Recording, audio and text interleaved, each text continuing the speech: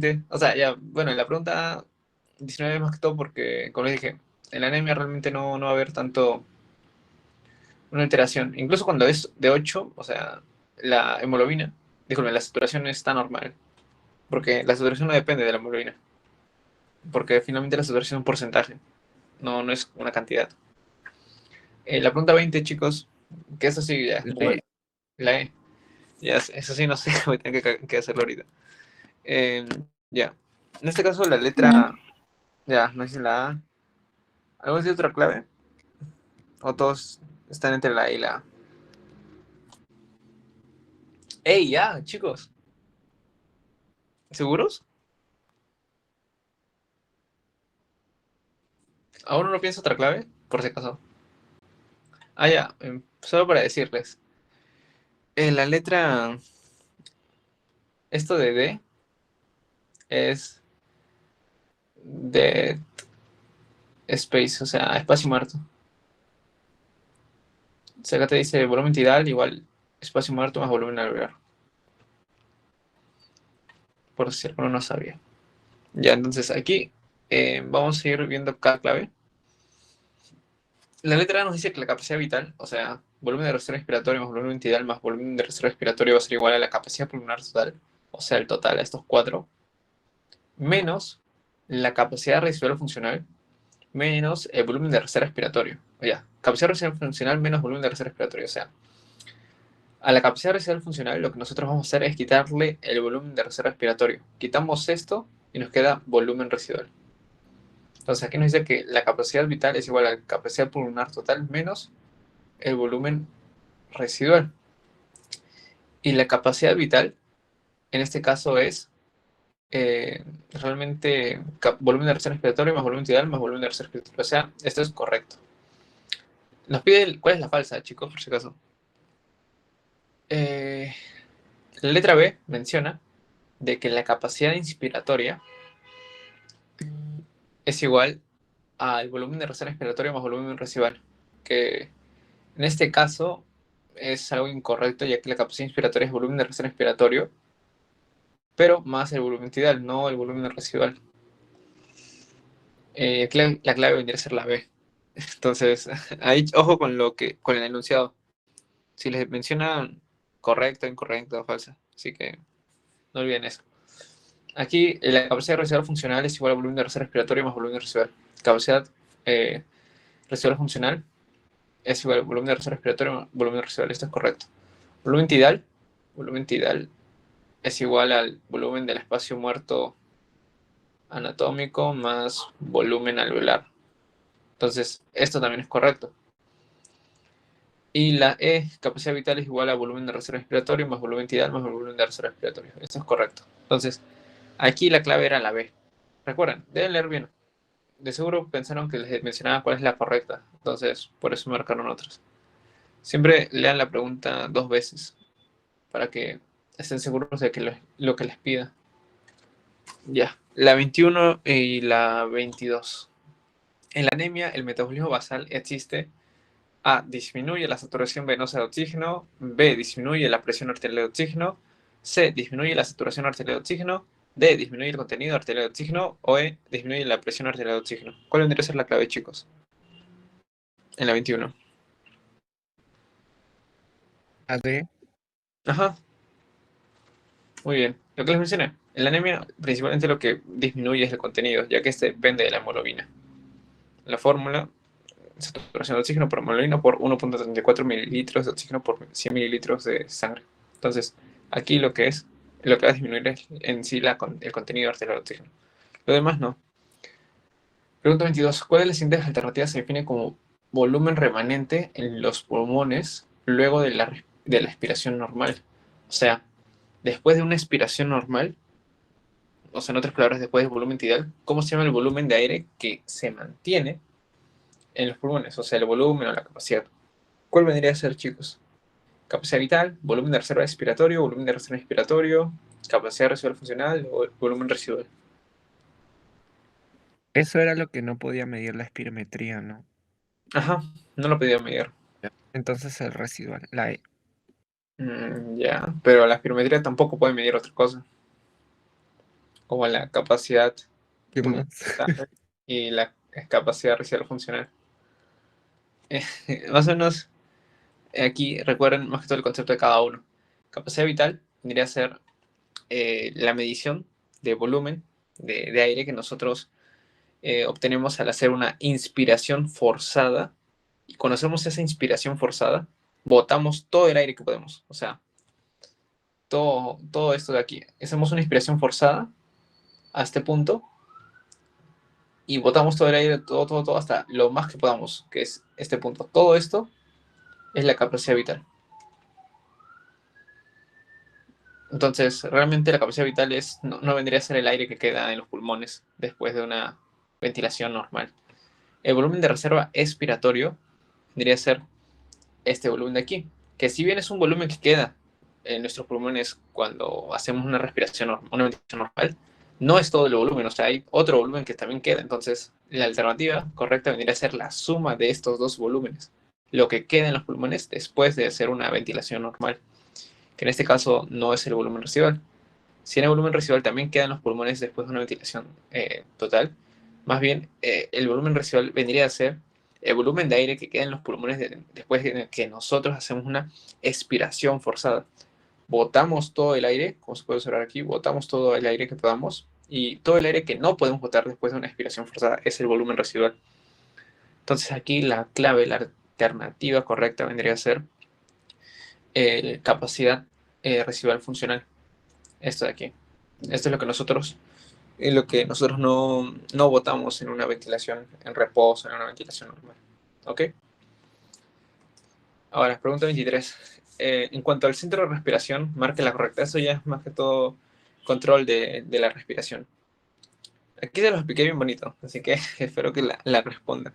La menciona, el núcleo centro apnéutico inhibe la inspiración, el grupo medular dorsal, disculpen, el grupo medular dorsal estimula la inspiración en reposo, el núcleo centro neumotáxico estimula la expiración forzada, el grupo medular ventral inhibe a la expiración, la corteza cerebral controla la función involuntaria.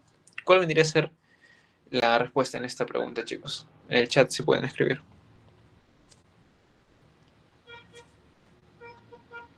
O si pueden decir en su micro mejor. ¿Alguno tiene una idea? A ver, les dejo esto, porque más o menos recuerdo. La A. Ya. Ahí lo que deben recordar es el hecho de que el núcleo, el centro apnéutico, se encarga, como dice su nombre, de realizar inspiraciones, o bueno, la apneusis. Apneusis, que es una inspiración prolongada, amplia. ¿Ok? Entonces aquí no le inhibe. Esto está mal. El que se encarga de inhibirla es el centro neumotáxico. Aquí debería decir centro neumotáxico. La B dice, el grupo medular dorsal estimula la inspiración en reposo. Esto es correcto. El grupo medular dorsal, que es este de aquí de morado, se encarga de iniciar la inspiración. El núcleo centro neumotáxico estimula la expiración forzada. No. El que estimula la expiración forzada es el grupo medular ventral. Y aquí la D dice, el grupo medular ventral inhibe la expiración en el proceso.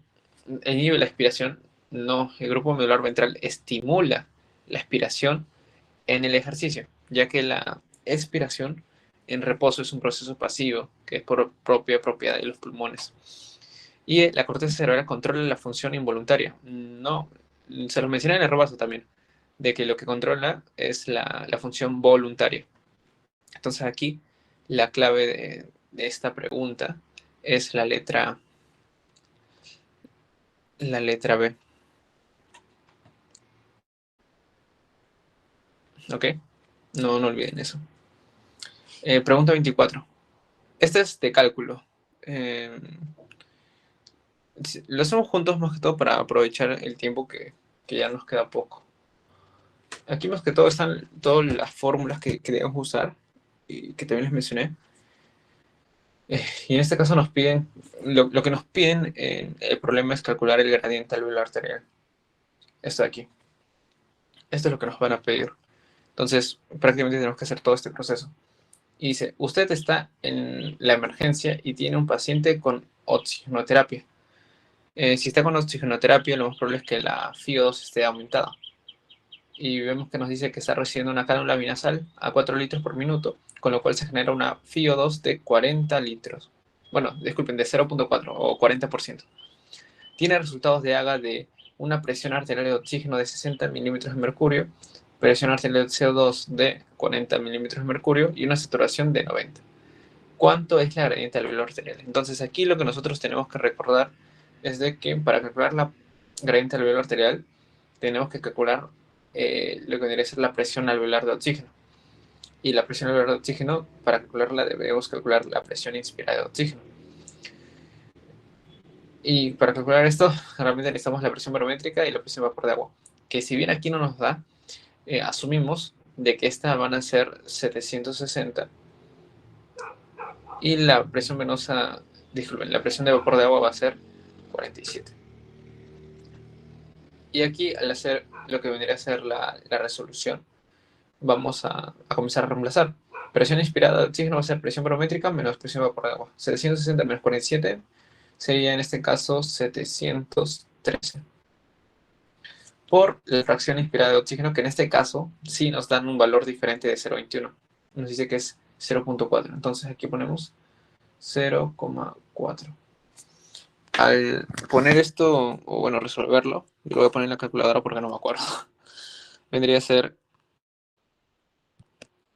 285.2. Entonces la presión inspirada de oxígeno para este paciente es de 285.2.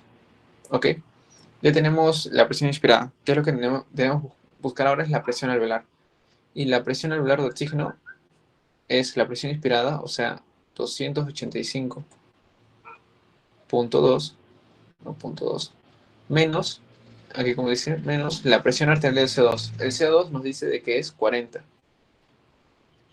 40 sobre 0.8.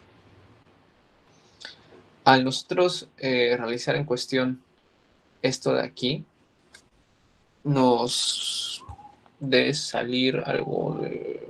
A ver, voy a calcular. Bien.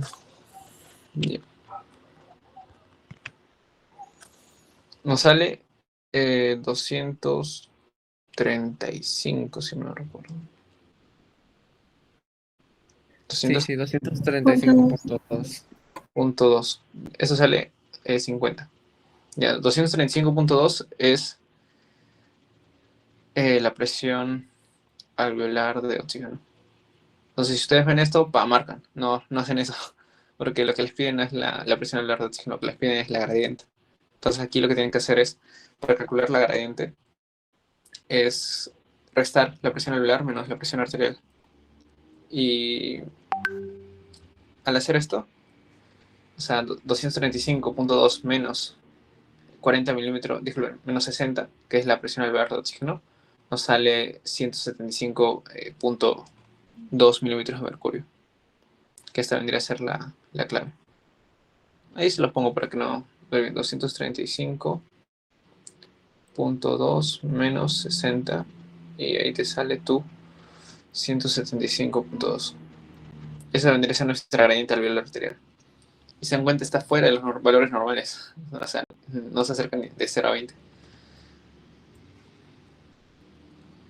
Entonces, aquí es más que todo decir la resolución que deben hacer. Esta pregunta que ha sido de examen. Esto fue pregunta de medicina el año pasado. Entonces, tal vez les puedan preguntar. Tal vez. Ya. Lo de la presión arterial de oxígeno va a venir como dato, el PaO2. Sí, eso sí te lo tienen que dar como dato. Esto, porque te dicen pues, el AGA. Porque no la puedes estimar. Eso sí o sí es dato. No lo puedes calcular con otra ecuación. No, imposible que te den la saturación. O fácil ya, supongamos que te dan la saturación y más en la saturación lo sacas, pero muy complicado que sea así. Siempre la dan. Y también te dan la de CO2. Te dan la de O2 y la de CO2. Y todo lo demás sí lo tienes que calcular. La FiO2 si no te la da es 0,21. Y si la presión barométrica tampoco te la da, es 760. Pero no creo que a ustedes les pregunten. Por ejemplo, la nutrición, no les preguntaron esto. Entonces, tal vez no les pregunten tampoco, porque sí es complicada esta pregunta. Pero sí ha venido. Ya, la pregunta 25. ¿Se incrementa la función ventilatoria cuando A. La presión arterial de oxígeno disminuye y es detectada por los quimiorreceptores centrales? B. La presión arterial de dióxido de carbono aumenta y es detectada por los quimiorreceptores periféricos del callado de la aorta. C. La presión arterial de oxígeno disminuye y es detectada por los quimiorreceptores periféricos. D. Bueno, aquí está mal. El pH se incrementa y es detectado por los quimiorreceptores centrales. Y E. La concentración de hidrogeniones disminuye y es detectado por los quimiorreceptores centrales. La B. La B. La presión arterial de dióxido de carbono aumenta y es detectada por los quimiorreceptores periféricos del callado de la aorta. Ok. Ya vamos a ver cada una de las claves, una por una. Entonces, más que todo para que vean un poco esto y cómo es. Recordar más que todo de que la presión arterial de oxígeno disminuye.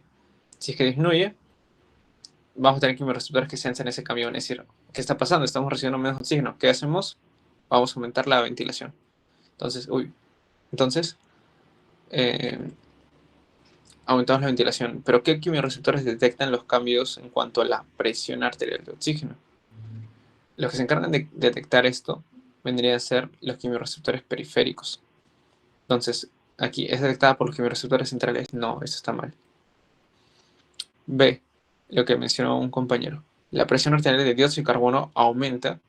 Ok, ya es como que en nuestro cuerpo estamos aumentando el CO2. O sea, detectamos aumento de CO2 y decimos qué está pasando, estamos recibiendo mayor cantidad de CO2. Y es detectada por los quimiorreceptores periféricos del callado de la aorta. Ok, aquí la aorta les puse en negrita y aquí les puse en negrita esto del oxígeno porque el callado de la aorta solamente detecta cambios de oxígeno.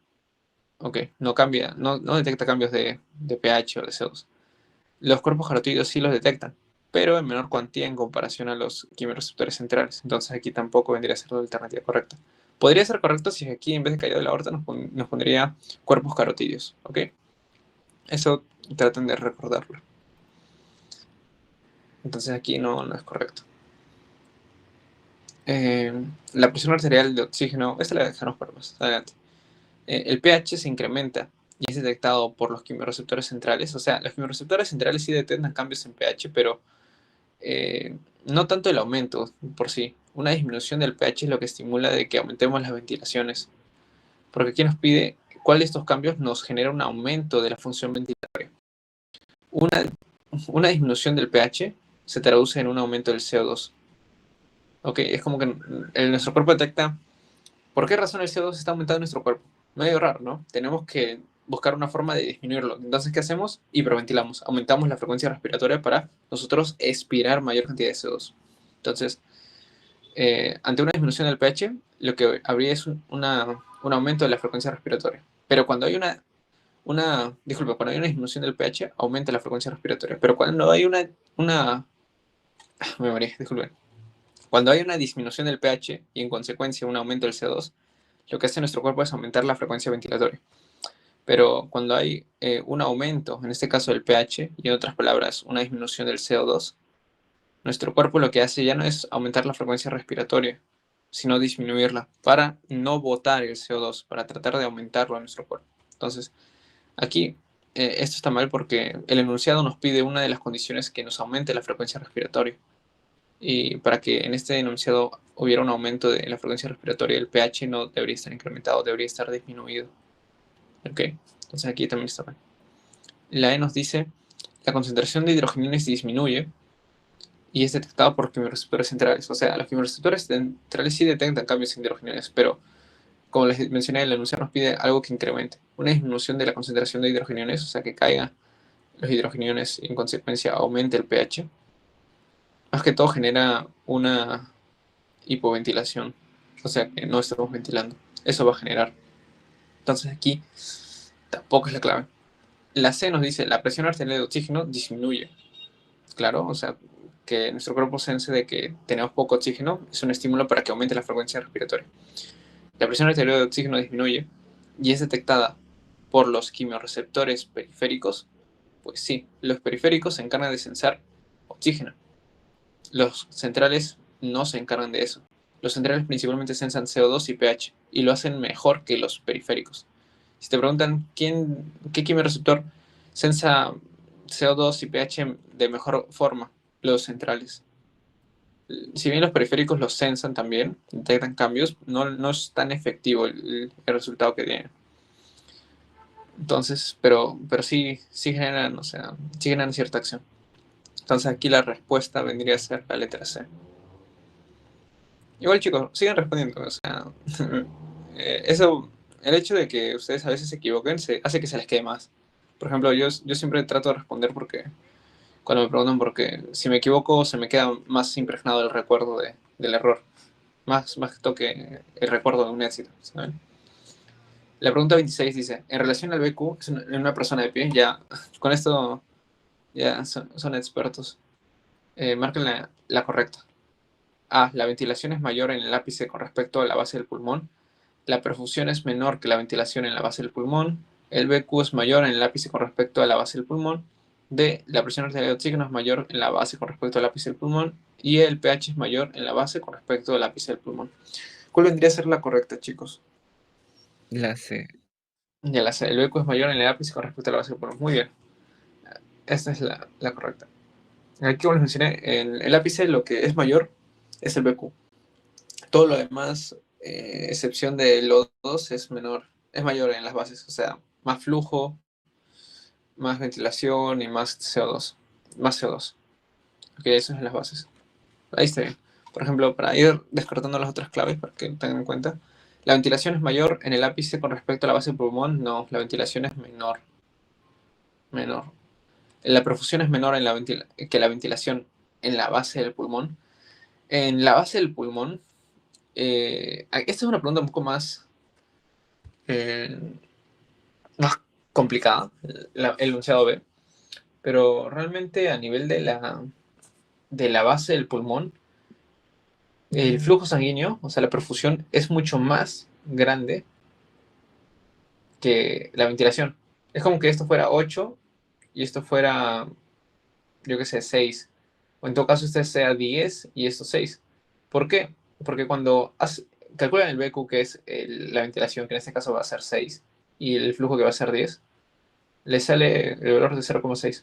O sea, si se dan cuenta, este BQ es el cociente de estos dos. Entonces, para que un BQ sea menor a 1, el divisor, que en este caso es el flujo, debe ser mayor que el dividendo. Por eso es que el flujo sanguíneo es mayor que la ventilación. Entonces aquí te dicen la perfusión es menor. No, la perfusión es mayor que la ventilación en la base. La presión arterial de oxígeno es mayor en la base con respecto al ápice. No, es al revés. Lo de la tuberculosis que les mencioné, la TB afecta a los ápices porque hay mayor oxígeno en esta parte. Y el pH es mayor en la base con respecto al ápice del pulmón. Realmente al haber más CO2, lo que habría es una disminución del pH a nivel de la base. Entonces aquí el pH debería ser menor, no mayor. Entonces, así como que descuartizamos todas las claves, o sea, todas las demás alternativas que nos dan.